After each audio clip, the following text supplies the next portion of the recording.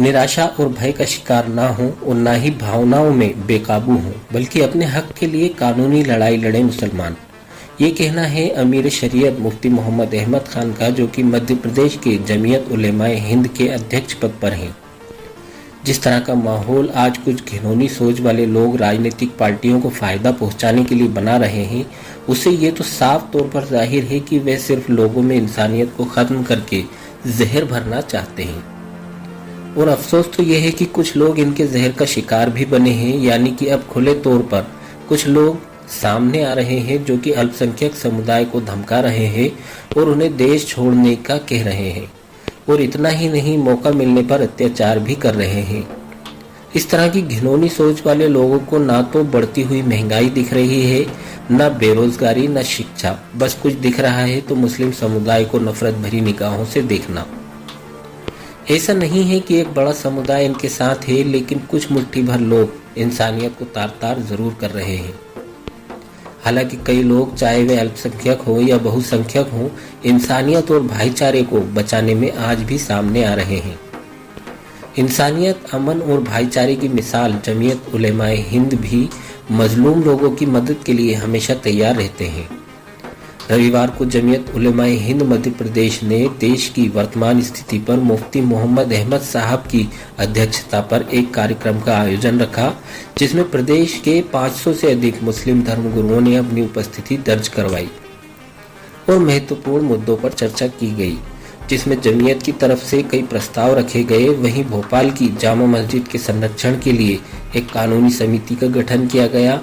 Common civil code कानून की वापसी के लिए कानूनी तरीके से लड़ने का प्रयास करने की बात कही गई।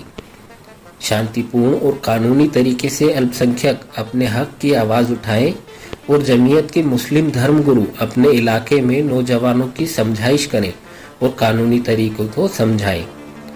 भोपाल में मरहूम स्वतंत्रता सेनानी मुफ्ती अब्दुल रज़ाक साहब के नाम पर अस्पताल बने और गरीब बच्चों का वहां मुफ्त इलाज हो, इस पर चर्चा हुई।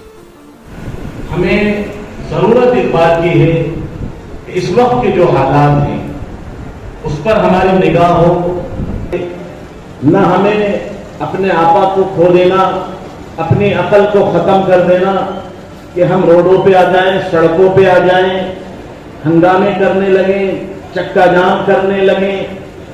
हमें वो काम करना है जो हमारे अकाबिर, जो हमारे असलाफ ने हमें बताया है। और वो कौन सा है?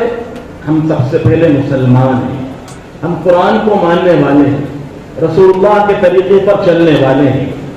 इस दौर में अगर जो ये हालात आ रहे हैं तो हमें वही कुरान में जो हमें फरमाया, या अय्युहल्लज़ीना आमनू अतीउल्लाह व अतीउर रसूल उलिल अम्र मिनकुम फ़इन तनाज़अतुम फ़ी शैइन फरुद्दूहु इलल्लाहि व रसूल, के ईमान वालों तुम इत्तिबा करो अल्लाह की और अल्लाह के रसूल की।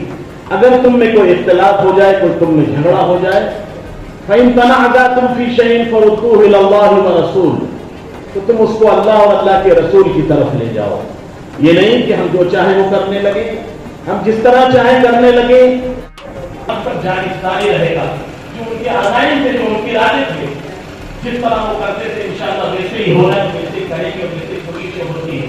उनका एक इरादा था, उनका एक अज़ाइन था कि अपने शहर में, अपने जिले के अंदर, अपने मुसलमानों के स्कूल में, ये वक्त का तकाज़ा है, वक्त की जरूरत है। अगर हमने इसको पूरा नहीं किया